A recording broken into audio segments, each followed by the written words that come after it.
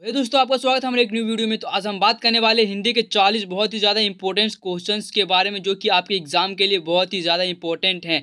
तो guys, video को थोड़ा सा भी स्किप मत करना और वीडियो को अच्छे से देखना, क्योंकि आप जितना अभी आपके पास टाइम बहुत ही कम है, आप जितना उसको रट के याद नहीं कर सकते, उतना आप अच्छे से देख के समझ के इसको समझ सकते हो, ताकि आपके अगर एग्जाम में ऐसा क्वेश्चन आएगा तो आपके दिमाग में तुरंत याद आ जाएगा कि इसका आंसर क्या होगा। तो गाइज, फटाफट चलते हैं वीडियो के आगे। इसमें से मैं बता देता कि बहुत सारे क्वेश्चंस आपको देखने को मिलेंगे, ठीक है। तो फटाफट से देखते हैं क्वेश्चन हमारा क्या कि पहला हमारा दिया हुआ है पैसेज, ठीक है। तो आपको इस पैसेज को केयरफुली पढ़ना, ठंडे दिमाग से पढ़ना है और अच्छे से पढ़ना है, क्योंकि आपका अगर हल्का सा मिस्टेक हुआ तो आपका आंसर गया, एक नंबर कट गया। अगर आप इसका आंसर अगर ए होगा, अगर आप बी में मार दिए हो तो आपका आंसर गया, एक नंबर गया। इसलिए आपको अच्छे से सावधानी पूर्वक मारना है आंसर, ठीक है। तो यहाँ पे देखते हैं क्वेश्चन नंबर 1 है, परिश्रम को सफलता की माना गया है। तो परिश्रम को सफलता की माना गया है क्या? कुंजी, ठीक है। इसका आंसर होगा कुंजी। उसके बाद क्वेश्चन नंबर 2 हमारे जीवन में सफलता किससे प्राप्त होती है? तो ऑप्शन हमारा पुरुष से, अर्थ से, पुरुषार्थ से, अनर्थ से। तो इसका हमारा होगा ऑप्शन नंबर सी, तीसरा, यानी पुरुषार्थ से। उसके बाद देखते हैं हमारा क्वेश्चन नंबर 3 है कि उद्योगी पुरुष सिंह को कौन वर्ण करती है? उद्योगी पुरुष सिंह को कौन वर्ण करती है? ऑप्शन नंबर सरस्वती, दुर्गा, पार्वती या लक्ष्मी। तो इसका आंसर हमारा होगा डी, यानी चौथा का होगा लक्ष्मी। उसके बाद देखते हैं क्वेश्चन नंबर 4, कैसा परिश्रम का दूसरा नाम भाग्य है? कैसा परिश्रम का दूसरा नाम भाग्य है? तो ऑप्शन हमारा कठिन, सरल, सामान्य या साधारण। तो हमारा फोर्थ का हो जाएगा ए। आपको इसका सभी का आंसर आपको पैसे से ही मिल जाएगा, ठीक है। आपको टेंशन लेने का बात नहीं है। उसके बाद देखते हैं क्वेश्चन नंबर 5 है कि बुद्धि और विवेक किसको मिला है? बुद्धि और विवेक किसको मिला है? तो ऑप्शन हमारा दानव को, मानव को, पक्षु को या पक्षी को। तो 5 का हमारा आंसर हो जाएगा बी, मानव को। बुद्धि और विवेक किसे मिला है? तो मानव को मिला है। अब देखते हैं हमारा इधर दिया हुआ एक गद्यांश, पद्यांश दिया हुआ, ठीक है। इसको आपको पद्यांश से पढ़ना, ये आपके बुक से ही है, ठीक है। 6 से 10 तक का क्वेश्चन आपको यहीं से मिलेगा। उसके बाद देखते हैं क्वेश्चन नंबर 6 है हमारा कि एक कांटा किसी की उंगलियों को क्या कर देता है? तो ऑप्शन हमारा छेद, भेद या मेद या खेद। तो 6 का हमारा आंसर हो जाएगा क्या? छेद। कांटा किसी की उंगलियों को क्या कर देता है? छेद कर देता है। क्वेश्चन नंबर 7 है हमारा, एक ही जगह में कौन कौन जन्म लेते हैं? फूल और पत्ते, फूल और कांटे, फूल और फल या फूल और कलियां। तो एक ही जगह में कौन कौन जन्म लेते हैं? तो इसका आंसर हो जाएगा हमारा डी, फूल और कलियां एक ही स्थान पर जन्म लेते हैं। क्वेश्चन नंबर हमारा 8 है कि भोरे का श्याम तन कौन भेद देता है? तो फूल, कलियां, पत्ते या कांटे। तो 8 का आंसर हो जाएगा डी, कांटे। तितलियों को गोद में कौन लेता है? तो ऑप्शन हमारा पत्ते, फूल, फल, फूल या कांटे। तो इसका आंसर हो जाएगा हमारा 9 का कौन सा? सी, फूल। तितलियों को कौन गोद में लेता है? तो फूल लेता है गोद में। क्वेश्चन नंबर हमारा 10 है कि सबकी आंख में कौन खटकता है? फूल, कांटे, फल या पत्ते। तो इसका आंसर हो जाएगा क्या? कांटे। सुपुत्र शब्द में किसका उपसर्ग का प्रयोग हुआ है? सुपुत्र शब्द में किस उपसर्ग का प्रयोग हुआ है? तो ऑप्शन में हमारा सुप या सु। तो 11 का हमारा आंसर हो जाएगा ए, सु, ठीक है। स्टार्टिंग में क्या है? सु। तो यहाँ पे सु। आपको इसमें कंफ्यूज नहीं होना, आपको अच्छे से ध्यान से देखना है। उपसर्ग यानी उसके जो पहले लगा हुआ रहेगा वो, और प्रत्यय यानी उसके जो बाद में लगा हुआ रहेगा वो। अब देखते हैं क्वेश्चन नंबर 12, ठीक है, कि अपनापन में किस प्रत्यय का प्रयोग हुआ है? अपनापन में प्रत्यय का प्रयोग हुआ है। तो अपना प्लस पन। तो इसका आंसर क्या हो जाएगा? 12 का बी, अपनापन, ठीक है। सूर्य का सही पर्यायवाची शब्द है। तो यहाँ पे आपको सूर्य का पर्यायवाची शब्द बताना है, दिनकर, निशाकर या निशाचर या अवनी। तो सूर्य का सही पर्यायवाची शब्द क्या होगा? दिनकर, ठीक है। उसके बाद चलते हैं क्वेश्चन नंबर 14 की ओर देखते हैं कि मैं कहता हूँ वाक्य में ने परसर्ग ने प्रयोग में कौन सा परिवर्तन होगा? ऑप्शन हमारे मैंने कहता हूँ, मैंने कह रहा हूँ या मैंने कहा है, मैंने कही है। तो इसका आंसर क्या होगा? मैंने कहा है, 14 का सी, ठीक है। उसके बाद क्वेश्चन नंबर 15 है कि कुल शब्द युग्म का सही अर्थ है। पहला योग किनारा, योग नारा, योग नारी या योग योगी। 15 का हमारा आंसर हो जाएगा ए, योग और किनारा, ठीक है। उसके बाद क्वेश्चन नंबर हमारा 16 है कि परिश्रमी लड़के परीक्षा में सफल होते हैं। रचना के आधार पर वाक्य का भेद बताएं। तो इसमें आपको वाक्य बताना है कि कौन सा वाक्य मिश्र, संयुक्त या सरल या उपवाक्य। तो 16 का हमारा आंसर हो जाएगा तीसरा सरल। ठीक है, ये सरल वाक्य है। क्वेश्चन नंबर 17 है कि सूर्योदय हुआ और उजाला छा गया। रचना के आधार पर यह कौन सा वाक्य है। तो सूर्य छाया उजाला छा गया, तो यहाँ पे हो जाएगा क्या, ऑप्शन हमारा मिश्र, संयुक्त, सरल या उपवाक्य। तो हमारा इसका आंसर हो जाएगा 17 का हमारा आंसर हो जाएगा बी। ठीक है, संयुक्त वाक्य। क्वेश्चन नंबर 18 है कि हर मनुष्य में डैश गुण होने चाहिए, मानव का विशेषण बनकर रिक्त स्थान की पूर्ति कीजिए। तो हर मानव में क्या होना चाहिए, मानवीय। देखिए यहाँ भी मानवीय है, यहाँ भी मानवीय। ठीक है, तो आपको कन्फ्यूज़न नहीं होना है और सही दुर्गई में आपको ध्यान से करना है। आप जल्दीबाजी में देखिए कि पहला में दिया वो मानवीय, तो आप मानवीय टिक मार दोगे। ठीक है, तो इसका आंसर 18 का हमारा आंसर हो जाएगा डी। ठीक है, बी नहीं होगा, इसका आंसर होगा डी, मानवीय।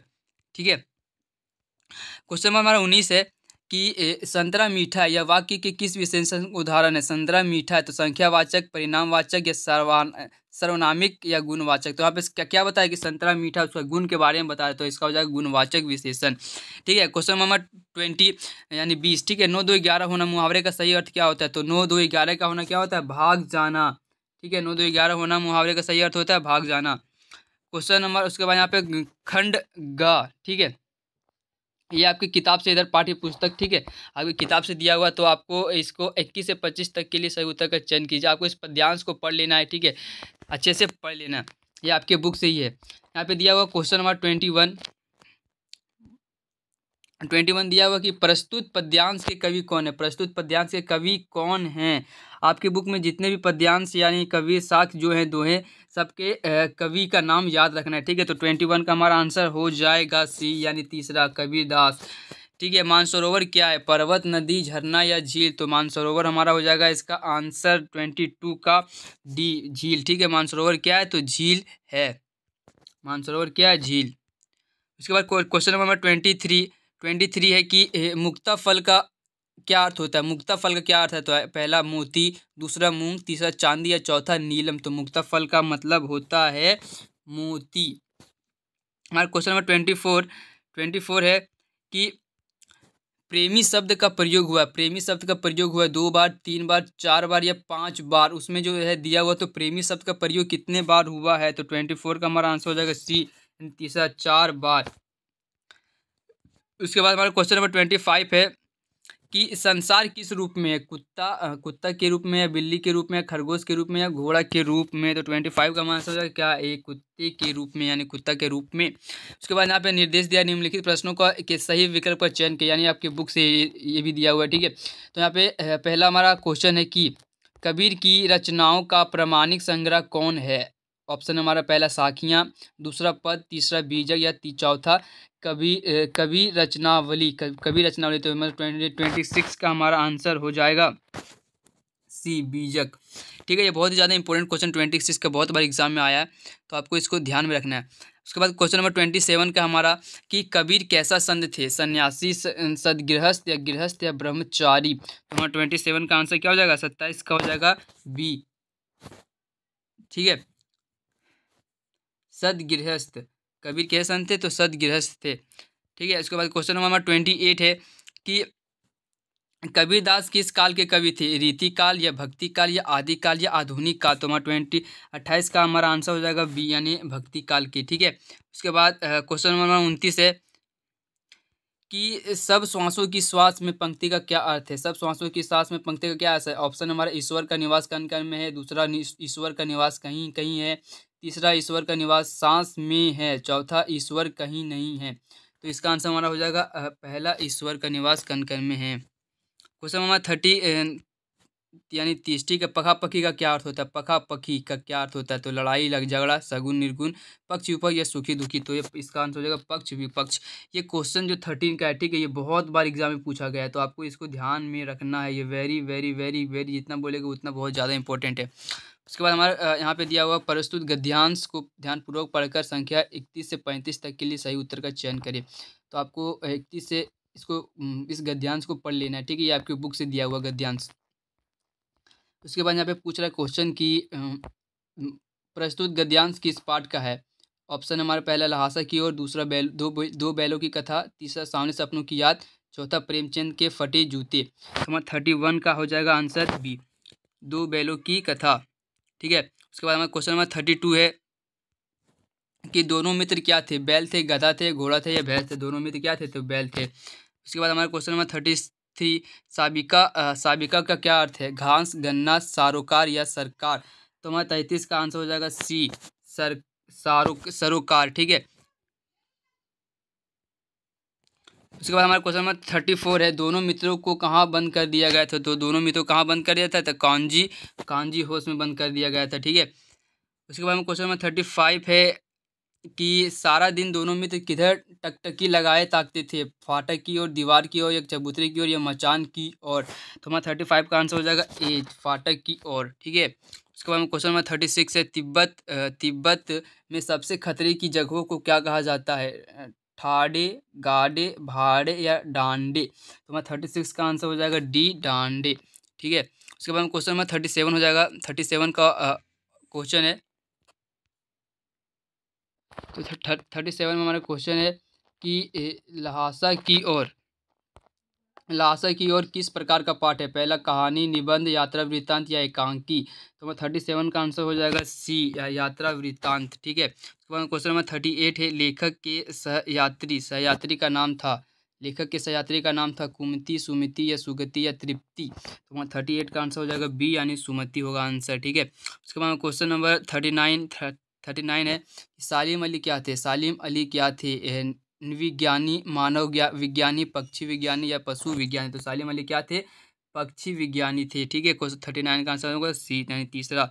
उसके बाद में क्वेश्चन नंबर 40 में दिया कि सालिम अली के एयर गन से कौन चिड़िया घायल होकर गिरी थी, मैना था या तोता या कबूतर या गोरैया। तो हमारा 14 का आंसर हो जाएगा डी, गोरैया। तो गाइस यहाँ पे हमारा 40 ऑब्जेक्टिव क्वेश्चंस जो कि आपके एग्जाम के लिए बहुत ज़्यादा इंपॉर्टेंट थे वो हमारा कंप्लीट हो गया। तो गाइस अगर आपको वीडियो थोड़ा भी आपके लिए यूजफुल रहा तो वीडियो को लाइक कर देना, चैनल को सब्सक्राइब कर देना। मिलते हैं फिर से एक न्यू वीडियो में, तब तक के लिए जय हिंद।